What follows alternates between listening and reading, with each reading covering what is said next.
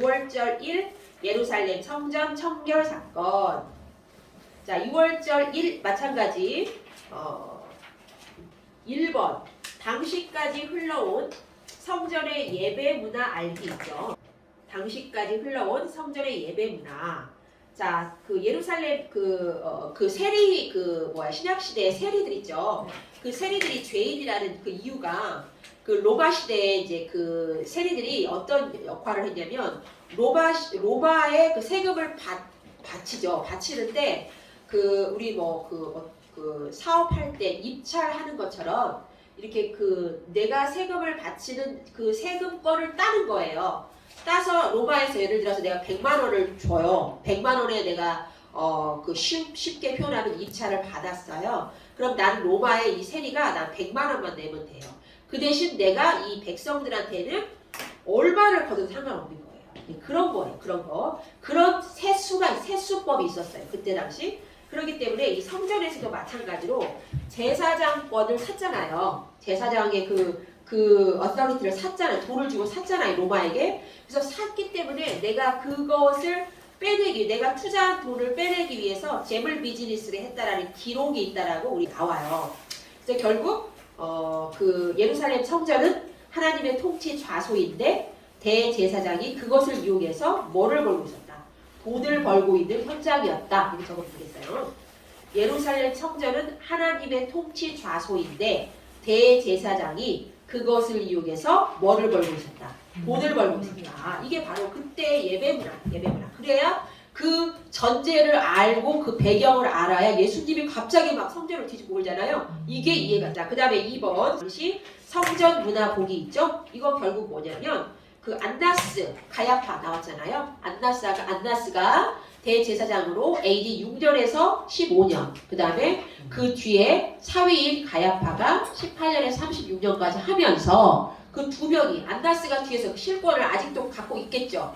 그 안나스 일가가 이 비즈니스를 했다. 그리고 감남산에 제수용품 전매청을 차려놨다. 예수님 사모님 이렇게 늘 말씀하세요.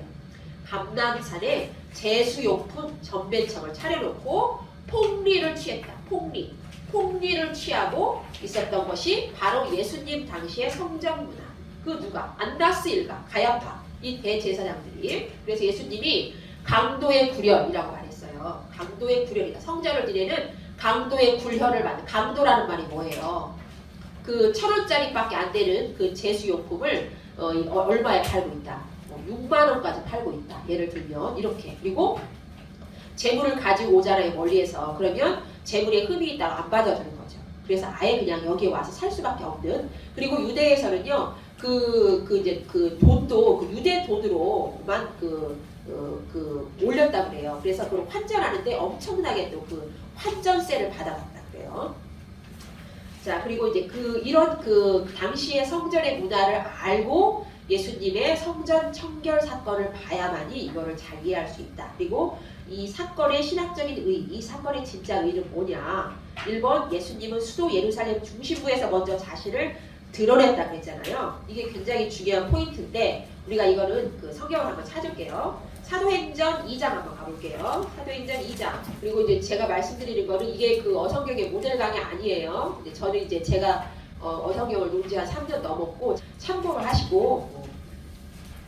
자, 여기 사도행전 2장에 보시면 우리 그 오순절날 성령이 임하시는 그 사건이에요.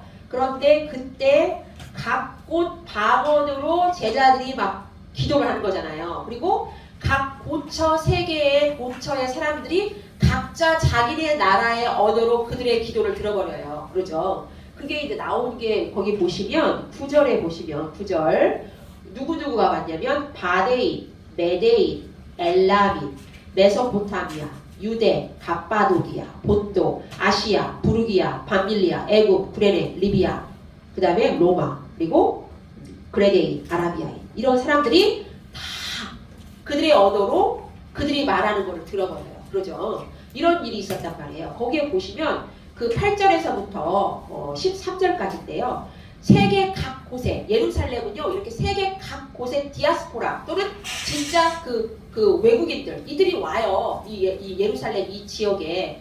그래서 그 명절 때마다 그들이 와서 이곳에서 예배를 드리고 제사를 드리고 또 그들이 가죠. 본국으로 가죠. 그런데 우리가 41절 한번 볼게요. 41절에 보시면 베드로가 나가서 설교를 할 때 그 사람들이 결국 세례를 받았는데 이날의 신도의 수가 몇이나 더하더라.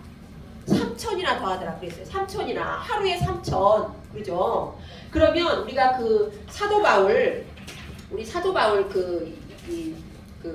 사도 바울이 우리 한번 이것만 볼까요? 우리의 범위는 아닌데 제가 자 보이시나요? 이게 바로 사도 바울이 이제 교회를 세웠던 곳이에요. 그죠?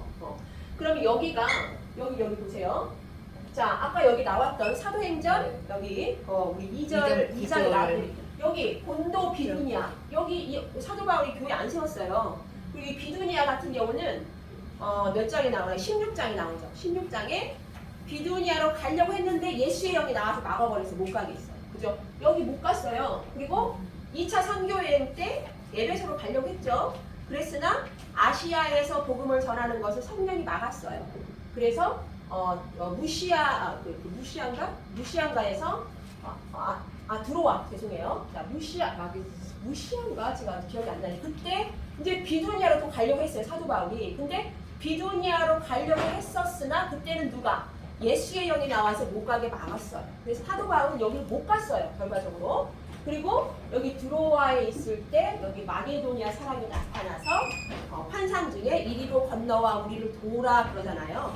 그래서 사도 바울이 아시아를 포기하고 2차 선교여행 때는 이쪽으로 간 거예요. 자 이런 일이 있다. 그럼 결국 제가 말씀드리고자 하는 건 뭐냐면 비두니아 본도 여기는 사도 바울이 선교 안 했어요. 교회 안 세웠어요. 그런데 베드로전서 1장 1절 한번 가볼게요. 베드로전서 1장 1절 가보시면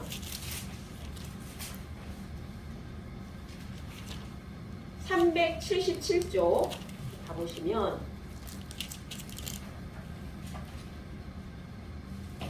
(377쪽) 가보시면 자 베드로가 이 전서를 쓰는데 수신인들을 말해주고 있죠. 예수 그리스도의 사도 베드로는 어디에다가 지금 보내고 있어요? 편지를 본도, 갈라디아, 갑바도기아, 아시아, 비두니아 그랬어요. 그럼 사도 바울이 교회를 안 세웠는데 저기에 있는 비두니아와 본도는 누가 세웠냐?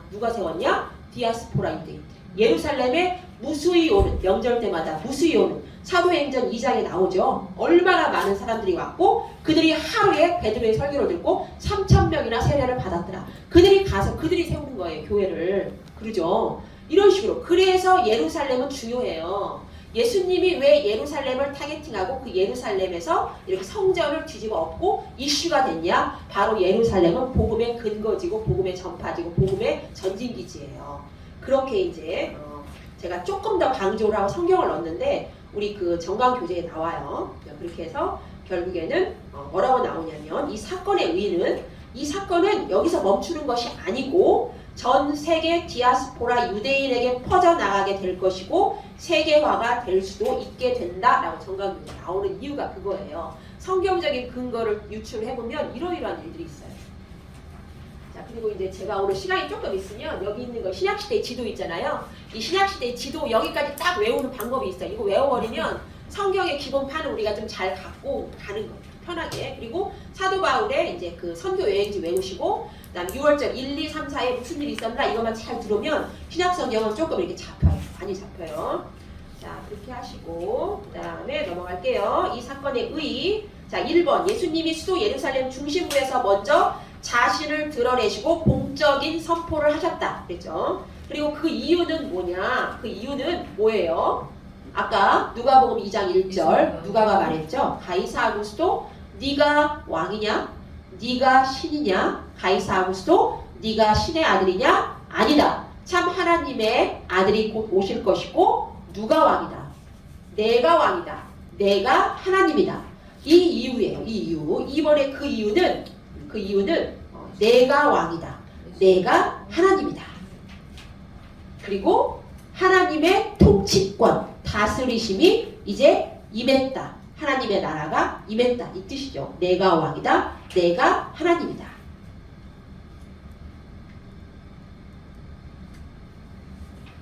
그리고 이 사건의 결과는 결국 그 성전에서 그 청결 사건을 그 성전을 뒤집어 엎었죠. 다 그 장사판들을 그렇게 하고 모든 사람들이 전 세계 디아스포라 유대인들과 성전의 예루살렘에 모인 모든 사람들이 그 모습을 봤잖아요. 그리고 그 사건의 결과는 결국 뭐였어요? 그 사건의 결과는 뭐였냐면 바로 예수 그는 누구인가 이렇게 됐잖아요. 저 사람이 누구지 이렇게 돼버린 거잖아요. 예수 그는 누구인가 이게 바로 사복음서의 관점이 돼버리고 신약 성경에 흐르는 중심 주제가 돼가고 그 예수님이 누구인가를 우리가 알아가는 그 과정이다.